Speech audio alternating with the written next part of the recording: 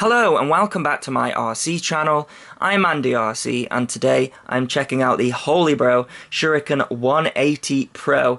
This is from gearbest.com and it is the RTF version, and it's also an updated version, so some of you might know that the Shuriken 180 was released before and it had an all yellow frame, and this one has had some updates to it. So as you can see, it's all red now, and we have got some bigger motors. So these are 2205 2750 kV motors, so the type of motors that you would expect on a 5-inch, but this is a 4-inch model, so 180 size. Then we have some 4040 4-leaf propellers, whereas the previous one had 3-leaf propellers. Now, I'm not a huge fan of 4-leaf propellers yet. You are going to get more thrust out of them, but you're also going to get more amp draw, and that means less flight time. So personally, I prefer a 3-leaf propeller, but I guess they are going with the 4-leaf to stick to that pro name that they have come up with.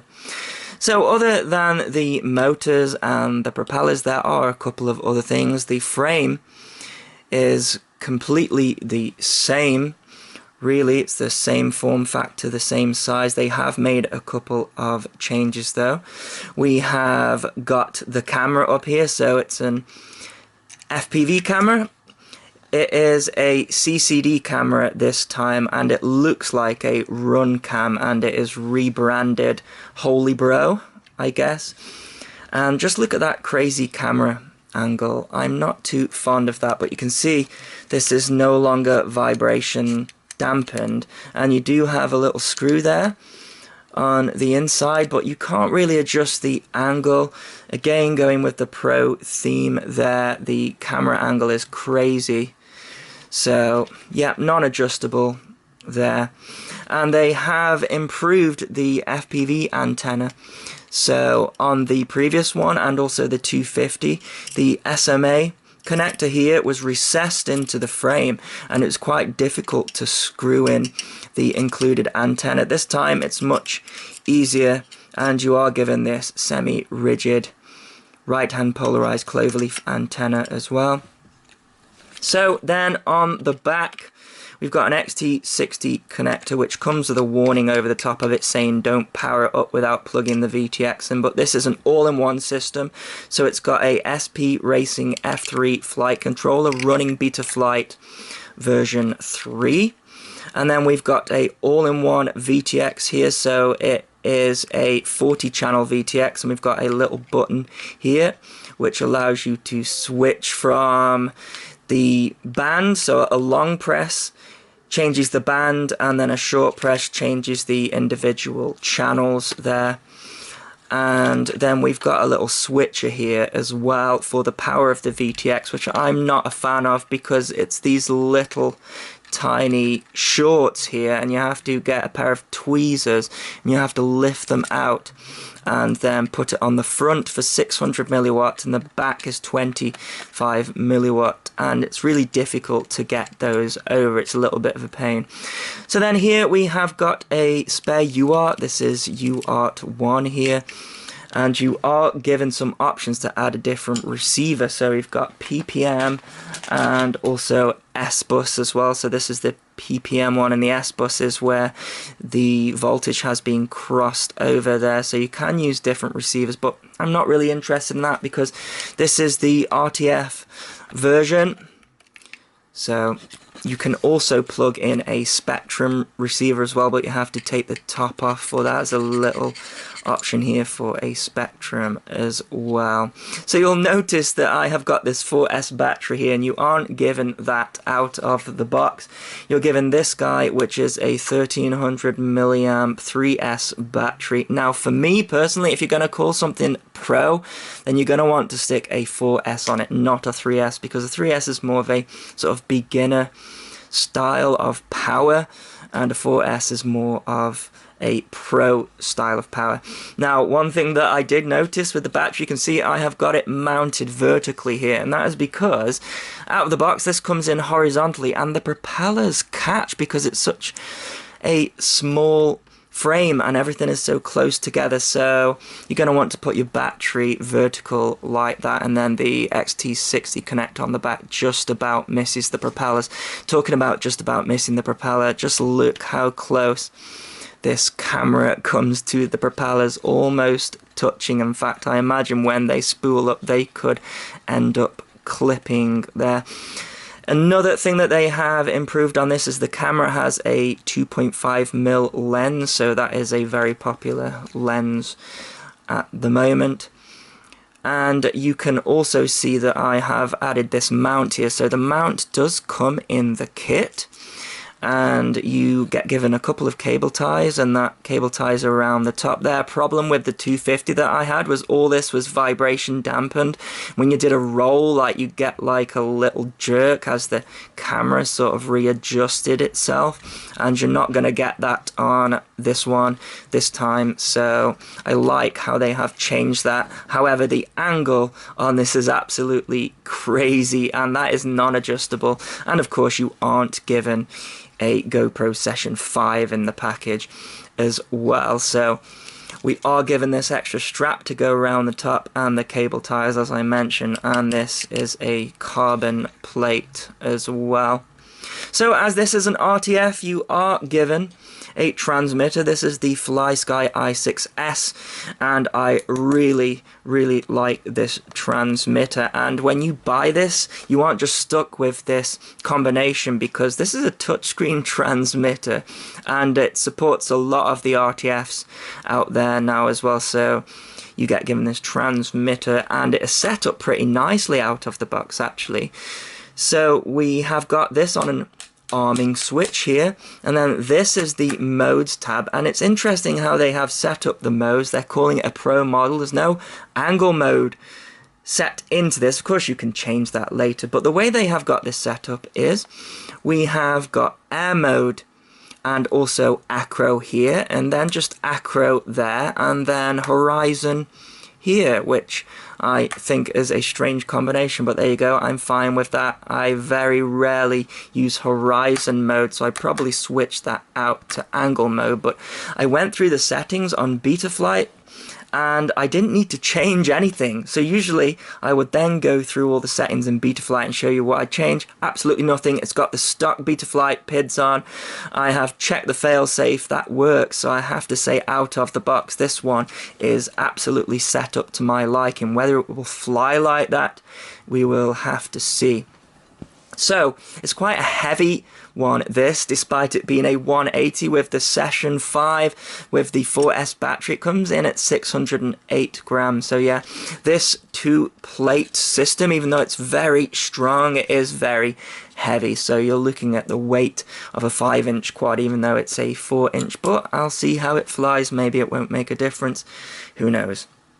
So what else do you get in the box? Well, we're given a lot of stuff, usually with the Holybro. So this is a cheat sheet for your FPV frequencies. And then we are given this, which I really like. So these motors here are recessed, which makes it difficult to get your hand around to tighten up these nuts here. So these nuts are directional, and I used a socket set for them, but I really like that they give you this. It makes it really easy to change the props. Talking about the props, you get given a spare set of those, so they are HQ props, which is nice. I really like HQ props. You're given a quick start guide here, which basically shows you how it is set up here, and up here it shows you the different modes. It's got it reversed for some reason, so my horizon is the first one, then acro, then air mode and acro, but I just guess they got that upside down. Yeah, quick start guide there, and you get a full manual here showing you all the different things. So actually it does have a voltage buzzer on there as well, so we don't have an on-screen display with this one. That's a big difference between the 250, which I was surprised about actually. Yeah, so no on-screen display with this.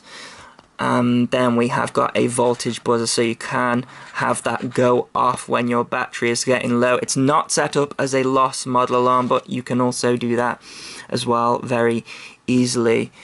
And we also have got a bind button here as well. I'm not sure if I mentioned that, but yeah, if you lose the bind here, you've got a nice button so you don't have to take the top off or anything like that. And yeah, it gives you all the Betaflight instructions here, and also your frequencies. Again, we get given a load of stickers, which you always are given with the Shuriken Holybro stuff. We've got one for the charger, so I'll show you the charger in a bit. And then we have got one for all the spare parts, so lots of documentation.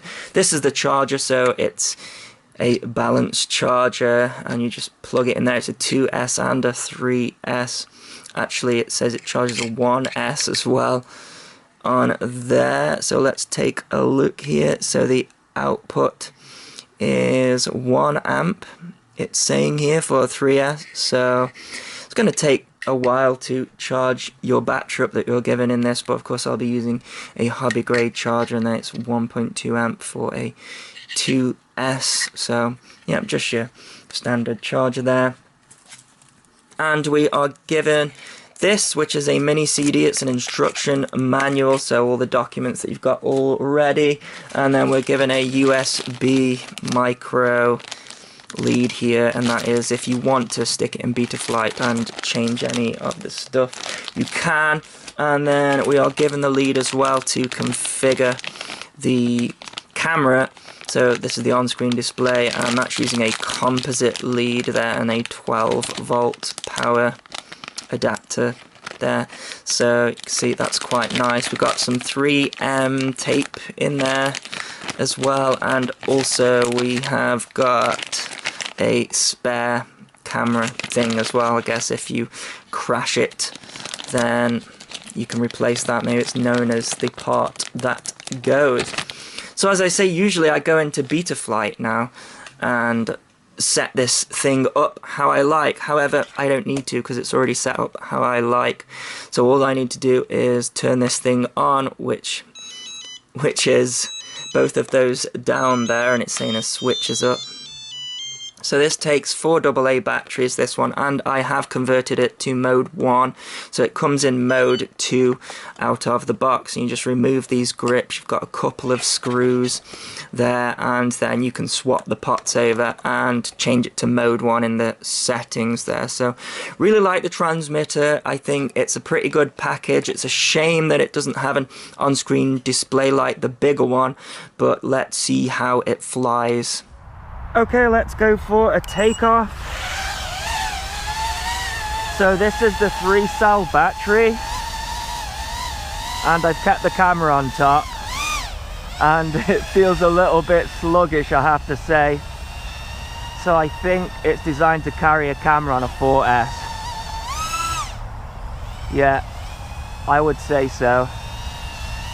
But I stuck it on there anyway. But I think it would be okay for a beginner in 3S. Have to see what the flight time is like, see if that beeper starts going off. Because I found with the 250 that the 3S battery didn't last very long. So these ESCs are 30 amp, so it should be fine to take a 4S. So I'll put a 4S on the FPV flight, and I'm in angle mode here, so I have put angle mode in. That's the only thing that I've done really. So let's stick it into acro.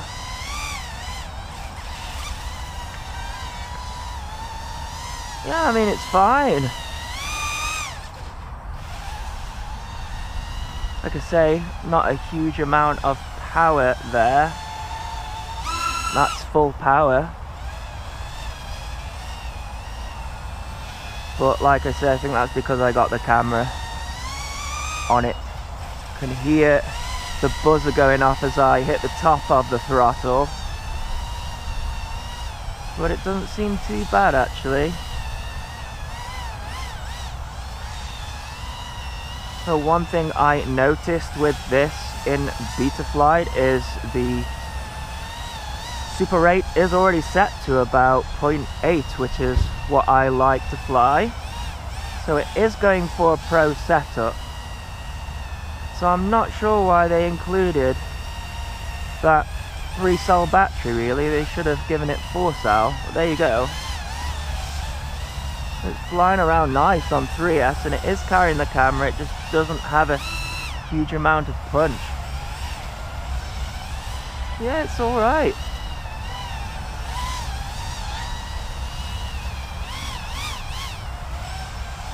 Well, it seems that this battery's okay as well this time.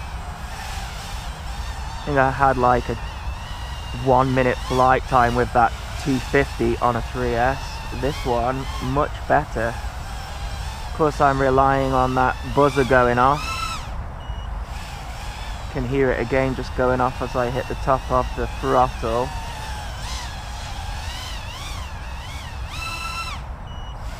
But it's not scary at all. I think it might be more scary in FPV because of that camera angle. Just looking at it, I think it's going to be very fast. Well, I can hear the buzzer going off intermittently now. So I think I'm going to come in for a landing and let's go do some FPV with it. So here we have the FPV footage, and I'll flip between the GoPro and the Fat Shark DVR footage. So starting off with the camera quality, so I like the camera.